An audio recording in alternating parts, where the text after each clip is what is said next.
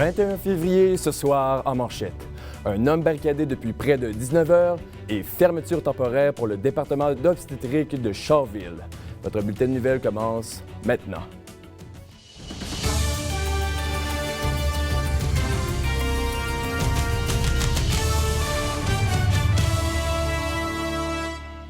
Bonsoir, Mesdames, Messieurs. Un homme soupçonné d'agression armée est actuellement barricadé depuis environ maintenant 19 heures, détenant avec lui une femme dans une maison située sur la rue Louis-Hébert. On rejoint tout de suite Jessica Bicacoudi. Jessica, quel est l'état des faits actuel? Eh bien, Alexandre, nouvelle de dernière heure, il y a eu des coups de feu sur la rue Louis-Hébert et on peut dire qu'il n'y a eu aucun blessé, Alexandre. Rappelons-nous que depuis 23h30, la police est sur les lieux à la suite d'un appel qui a été fait en lien avec une agression armée. En ce qui concerne le suspect, il s'agirait d'un homme agité, âgé de 36 ans. Et Jessica, on peut dire que l'homme en question refuse de collaborer avec le service de police de la ville de Gatineau.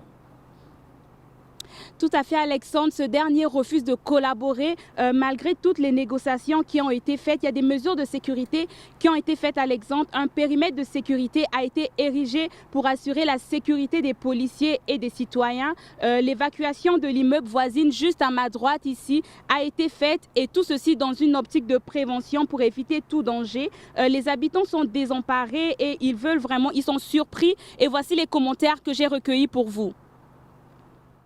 En 11 ans propriétaire ici, je n'ai jamais, au grand jamais, eu des problèmes ici ou quoi que ce soit le soir. Il n'y a jamais rien eu ici, c'est tranquille au bout. À notre réveil à 7 heures, on a bien vu qu'il y avait encore des polices. Puis là, on checkait sa TV, on a bien vu que quelque chose se passe. Il y a un forcené. Et Jessica, ça fait maintenant 19 heures qu'il y a un refus de collaboration. Oui, tout à fait, Alexandre. Ils veulent pas collaborer. Malgré toutes les négociations, la police refuse de collaborer avec la police et ils demeurent enfermés dans la maison avec la femme. Ils refusent d'ailleurs de libérer cette dernière. À l'heure où on se parle, Alexandre, les policiers sont toujours sur place et ils veulent pas vraiment ils veulent que les négociations se passent de la façon la plus pacifique possible. Il faut noter que la rue Louis-Hébert est toujours fermée. Il y a des policiers partout. Merci, Jessica. Puis un défi colossal pour le Centre intégré de santé et de services sociaux de l'Outaouais en raison d'un manque criant d'infirmières. Le CISO a annoncé qu'il devra fermer les portes du département d'obstétrique de l'hôpital Shawville pour une période de 6 mois. Rappelons-nous que depuis le mois d'août, il a été fermé à 14 reprises. Josée Filion, présidente directrice générale, précise que ce n'est qu'une pause et non une fermeture définitive. Elle a espoir que la prochaine vague diplômée d'infirmières pourra combler les postes vacants. Et du côté de la politique provinciale maintenant, les moyens de pression des enseignants en Ontario continuent à prendre de l'ampleur. 2 millions d'élèves étaient en congé aujourd'hui en raison de la grève. Les négociations entre le gouvernement et les syndicats n'ont toujours rien donné. On en parle davantage avec Marie-Pierre Ouellette. Marie-Pierre, il s'agit d'une journée historique pour la province de l'Ontario. Tout à fait. Il faut mentionner que ça fait depuis 1997 que le milieu de l'enseignement n'avait pas connu une telle grève. Il faut dire que les 4 principaux syndicats présentement de l'Ontario se sont mis en commun pour faire part de leur mécontentement au gouvernement de l'Ontario. Il faut dire que c'est 200 000 syndiqués qui aujourd'hui étaient en grève. C'est 5 000 écoles dans la région dans la province de l'Ontario, en fait, qui étaient fermées en raison. Notons qu'il y a plusieurs manifestations partout dans la province qui a eu lieu, notamment à Toronto, où est-ce qu'on attendait plus de 30 000 personnes pour venir manifester. Et ici, en région, Alexandre, il y a eu des centaines d'enseignants qui sont sortis manifester devant leur école pour faire part de leur mécontentement face aux compressions que le gouvernement Ford fait sur le milieu scolaire en ce moment. Et Marie-Pierre, où sont rendues les négociations qui perdurent déjà depuis l'automne dernier? Eh bien, les conventions qui, depuis le 31 août dernier, en fait, qui sont arrêtées avec le gouvernement, ces négociations perdurent depuis 25 semaines en tout. Hier, il y avait une discussion avec l'Association des enseignants catholiques anglophones de l'Ontario qui, eux, n'ont pas réussi à discuter avec le gouvernement et il n'y a pas de conclusion qui a été faite. Le président de la Fédération des enseignantes et des enseignants de l'Ontario dit que ce n'est pas de tout cœur que les enseignants le font, mais ils le font pour la raison de la cause. Il faut noter que le gouvernement souhaite arrêter l'augmentation de salaire à 1 % par année et ainsi augmenter aussi les tailles des classes. Et la réaction du gouvernement Ford va toutefois dans une toute autre direction. Tout à fait. Le ministre de l'Éducation, Stephen Liske, dit que c'est une instabilité en ce moment qui se fait dans le secteur. Les enfants sont donc affectés par les manifestations. Il demande donc que les moyens de pression ne les affectent pas si possible. Il dit également que les syndicats en ce moment font une intensification des moyens de pression, ce qui a pour effet de nuire un peu aux discussions. Il faut dire qu'il avait également proposé de faire un médiateur privé entre le gouvernement et les différents syndicats, mais toutefois, cette proposition a été rejetée par les syndicats. Merci Marie-Pierre. Je vous en prie.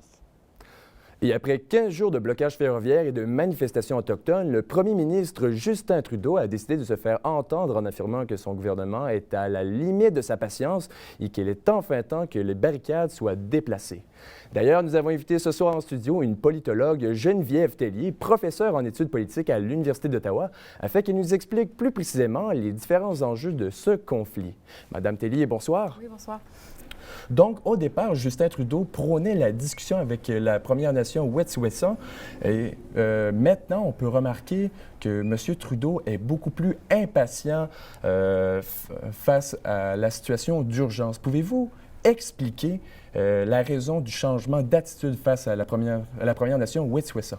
Je ne peux pas vous l'expliquer en entier parce que le gouvernement n'a pas fourni toutes les informations. Alors, c'est un peu ça qui nous limite dans nos analyses. Par contre, le premier ministre a été clair cette semaine, la dernière fois qu'il a parlé, de nous dire bien, les méthodes que j'ai essayées pour essayer d'entamer un dialogue avec plusieurs nations autochtones, ça ne fonctionne pas. Et ça a même été assez flagrant. Il a demandé aux leaders des communautés autochtones de venir l'aider pour justement établir ce dialogue-là. Alors, c'est un peu un constat d'échec que le gouvernement tire de sa méthode utilisée jusqu'à présent. Et maintenant, il est plus ferme, comme vous l'avez dit. Il a dit, bon, bien là, il est temps que les barricades soient démantelées. Mais est-ce que ça va être suffisant pour que ça soit fait exactement? C'est ça qui demeure la question en suspens. Et les réserves, on le sait bien, les réserves autochtones sont sous responsabilité du gouvernement fédéral. Pouvez-vous nous expliquer en réalité quel est le rôle du gouvernement Trudeau dans ce conflit actuel? Oui, effectivement, selon la Constitution, tout ce qui est affaires autochtones tombe sous la juridiction du gouvernement fédéral, mais il y a des décisions qui ont été prises par des gouvernements provinciaux qui ont aussi des impacts importants auprès des communautés autochtones. Alors, l'origine du problème en ce moment, c'est la décision du gouvernement de la Colombie-Britannique d'ouvrir un gazoduc, un oléoduc, sur un territoire qui appartient à une communauté autochtone. Donc, un problème provincial devient un problème national parce que là, maintenant, le gouvernement fédéral est impliqué parce que cela a des dimensions plus larges. Et c'est sûr que quand on bloque les chemins de fer qui sont aussi, eux, de juridiction nationale, bien, encore une fois, il faudrait interpeller le gouvernement fédéral. Et Madame Tellier, vous venez de mentionner le gouvernement provincial de la Colombie-Britannique. Et on le sait bien, ce gouvernement provincial a grandement investi dans le projet de gazoduc Coastal GasLink. Pouvez-vous nous expliquer pourquoi ils ont autant investi dans ce projet et qu'est-ce qu'ils veulent en retirer? Bien, sur le plan économique, il va y avoir vraiment des bénéfices. Ça développe vraiment une ressource naturelle de la province. La province a dit non au pétrole, par exemple, mais pour ce qui est du gaz naturel, on a dit oui. Le gouvernement précédent, libéral, avait donné son autorisation. Le nouveau gouvernement NPD aussi poursuit dans cette voie-là. Plusieurs communautés autochtones aussi sont intéressées à développer ce projet-là, mais par contre, pas tout le monde. Alors, c'est ce qu'on voit exactement se passer. Et donc, il y a des bénéfices économiques et on revient au fameux débat, bien, qu'est-ce qu'on fait pour la protection de l'environnement? Alors, qu'est-ce qui pèse dans la balance, développement économique ou protection de l'environnement? Madame Tellier, vous venez de mentionner que certaines communautés autochtones s'intéressent au projet. J'imagine que ça doit faire un conflit entre la Première Nation Wet'suwet'en et justement ces communautés autochtones. Oui, et c'est un problème plus large au sein des communautés autochtones. Il ne faut pas oublier qu'il y a plusieurs milliers de communautés autochtones au Canada et donc on n'a pas tous la même position sur ce dossier-là, face à ce dossier-là. Alors, ce qui rend encore plus difficile le rôle du gouvernement, c'est à qui parler, parce que les représentants, il y en a plusieurs et qu'ils ont des vues différentes. C'est sûr que si la communauté était d'accord, consensuelle sur ce projet-là, il n'y aurait pas ces difficultés-là. Et Madame Tellier, une dernière question avant de conclure. Pouvez-vous nous expliquer pourquoi le terrain d'entente est si difficile à avoir entre le gouvernement fédéral et la Première Nation Wet'suwet'en? Le problème, c'est qu'on a une urgence nationale de très court terme. Alors, on risque de manquer de produits de base dans quelques jours. Il y a des gens qui perdent leurs emplois en ce moment. Et on a un problème qui demande une solution de très, très long terme. Alors, on veut mettre fin aux barricades rapidement, mais en même temps, on veut rétablir les ponts et négocier avec une communauté autochtone. Ça prend des années, puis c'est probablement ça le problème. Merci beaucoup, Madame Tellier. Malheureusement, c'est tout le temps que nous avions ce soir. Passez une agréable soirée. Merci.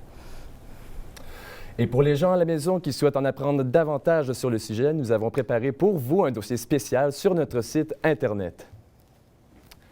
Et du nouveau dans le dossier du coronavirus, les passagers du Diamond Princess sont enfin arrivés ce matin à Cornwall. Les 129 Canadiens et les 22 membres de l'équipage de l'avion seront isolés pour les 14 prochains jours à l'Institut de formation NAV Canada après avoir passé une première quarantaine à bord du navire. Ils auront le droit de sortir dans des zones limitées, mais seront tout de même coupés du public extérieur. Pendant que des Canadiens arrivent à Cornwall, 218 ont quitté la base militaire de Trenton après 2 semaines d'isolement. Notons que 127 Canadiens infectés sont restés au Japon. De retour au pays, ils devront eux aussi être mis en isolement. Et ailleurs dans le monde maintenant, la population ukrainienne a montré aujourd'hui leur peur et mécontentement envers l'évacuation des Ukrainiens de Wuhan en Chine. La population aurait lancé des pierres sur les autobus qui transportaient environ 70 personnes. Les policiers anti-émeutes ont réussi à repousser les manifestants. Par contre, fâchée par la tournure des choses, la ministre de la Santé de l'Ukraine aurait décidé de se mettre elle-même en quarantaine pour montrer tout le monde qu'il n'y a aucun danger. Toujours en politique, l'enjeu environnemental est devenu très préoccupant. Certains considèrent que les changements climatiques sont alarmants et d'autres pensent que non. Cette semaine, notre journaliste Liane Thibert a tenté de faire le point sur cette question dans son reportage Zone grise. Liane, pouvez-vous nous en dire davantage? Cette semaine, je me suis penchée sur 2 opinions complètement opposées face à la lutte au changement climatique afin que vous puissiez mieux vous positionner sur cette controverse. Je vous invite donc à aller voir qu'est-ce que j'ai préparé pour vous. Cette semaine, je me suis penchée sur un sujet qui fait énormément jaser dans l'actualité, les changements climatiques. Comme vous l'avez sûrement remarqué, la population se lève et réclame des changements de la part des gouvernements. 97% des scientifiques croient que l'activité humaine cause le réchauffement climatique et 3% n'abondent pas du tout dans le même sens. L'unanimité scientifique n'est donc pas atteinte. D'un côté, on a ceux qui croient que les changements climatiques sont d'ordre naturel. C'est quelque chose qui existe depuis tout le temps.